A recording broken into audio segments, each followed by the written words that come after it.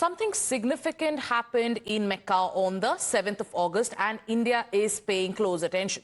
So 3 Sunni majority nations have come together under a new defense umbrella.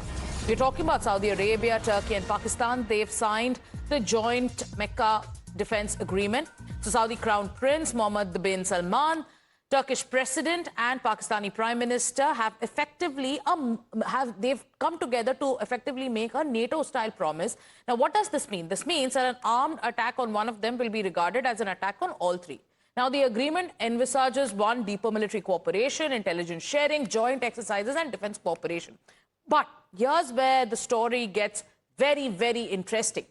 Pakistan does not want it to stop there. It does not want it to stop at 3 nations. Within hours of the agreement, Pakistan's Defense Minister Khawaja Asif began publicly pitching something far more ambitious. What does he say? He argues that why should this remain an exclusive club? Muslim countries should put their differences aside. More countries should now come in and they should stand together on one common military platform.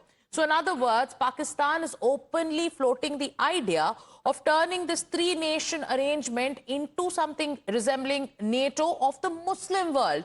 And that's when the agreement signed for collective defense in Mecca starts acquiring an entirely different dimension, a religious dimension, because everyone knows against whom Pakistan is making this pitch. It is being reported widely that this is done in the context of what Islamabad has been describing as security challenges that it faces from both India and Israel.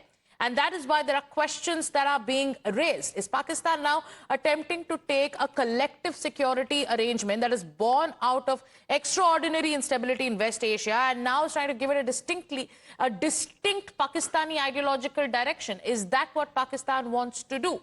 So let's listen in to what Khawaja Asif said. So here's that pitch that's come in from Pakistan, the Muslim NATO call. देखें, ये इसमें मेरा ख्याल है कोई दरवाजे वाकई मालिक के लिए बंद नहीं किए जा सकते. ये एक्सक्लूसिव क्लब जो है, मैं this is my personal opinion, कि इसको एक्सपैंड होना चाहिए. मेरा ख्याल है कि नेटो की तर्ज के ऊपर जो है मुस्लिम मालिक को अपने मफाद जो है वो साइड पे रख के, जो ट्रांजैक्शन जो बातें हैं या जो बाइलैटरल आपस में डिस्प्यूट्स हैं वो साइड पे रख के अगर ये एक उस पर खड़े हो जाए. So what exactly does Pakistan want? Let's actually explain and break down this into, break it down and explain what is this pitch. One is, what is the Mecca Defense Pact? So it is Saudi Arabia, Turkey and Pakistan that have now come together. They've signed this pact. What did they do? It is a collective defense agreement. This becomes important. It's a defense agreement. It is not a religious bloc as being pitched by Pakistan right now. So what are the power centers here? It's Saudi Arabia for the money, Turkey for the tech and Pakistan for the manpower. It's military for the manpower. So right now, if Pakistan is now saying that it's trying to dub this pact as maybe a Muslim NATO kind of a call, and it's saying that this should not be an exclusive club and this should, other Muslim countries should also put their differences aside and should come in. Srinjoy Chaudhary is with us. Srinjoy, this pact now, Pakistan has greater ambitions. Pakistan's Khawaja Asif goes ahead and says that, not just 3 countries, Muslim countries should unite, and it's trying to give it this kind of a dimension. And should India be worried? Look at the situation right now, Shagarika. First, let's not forget that Iran, a Muslim country, has been attacking Saudi Arabia. And since the 28th of February, it has hit Saudi Arabia with approximately 600 either drones or missiles. Now, 600 drones or missiles over a period of at least 2 months is a long period. Now, if Iran has hit Saudi Arabia so many times, what has Pakistan done about it? Has Pakistan attacked Iran? They are neighbors. They haven't. There is no fighting between Iran and Pakistan. So this agreement suggests that if there is an attack on Saudi Arabia, then Pakistan and Turkey should have to come to the aid of Saudi Arabia. There have been so many missile attacks on Saudi Arabia. A refinery was hit. What did Pakistan do? That's the first point.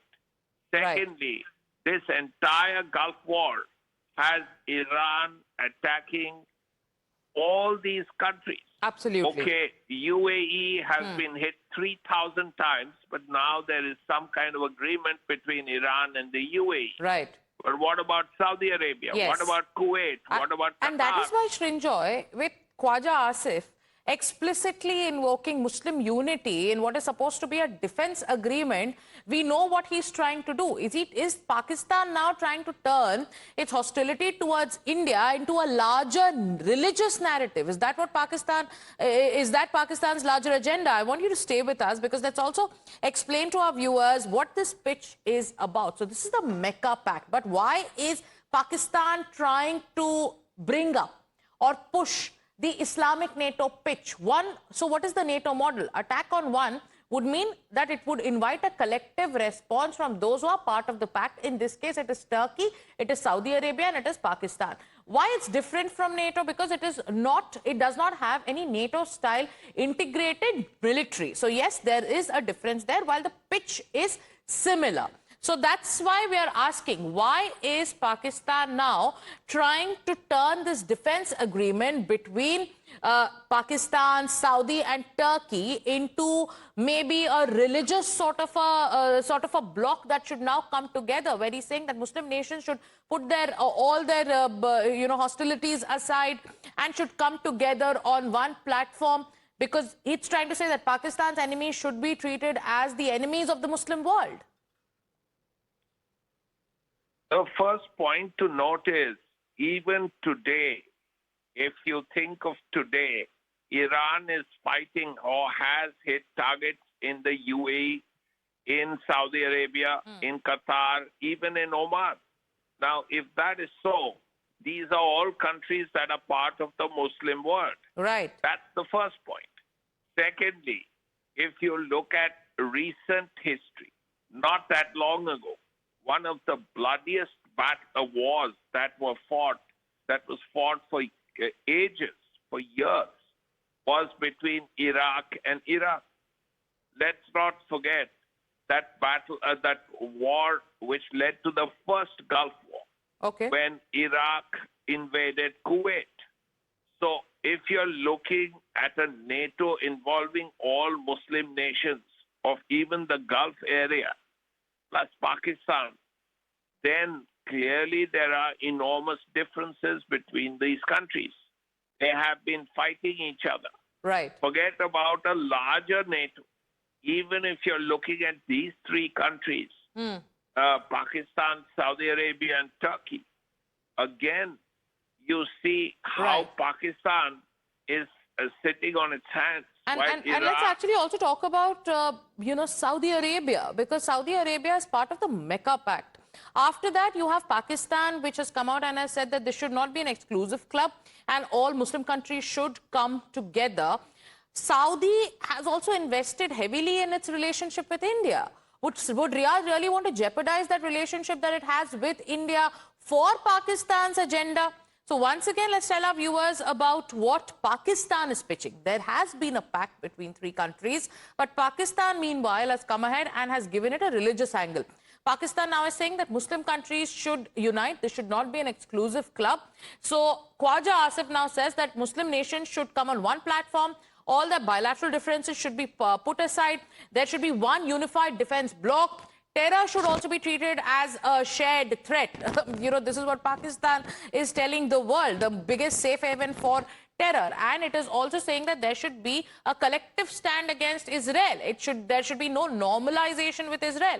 And also there should be a joint response. If this is what Pakistan wants, then it wants a joint response when it comes to India as well. With that, it's time for us to shift our focus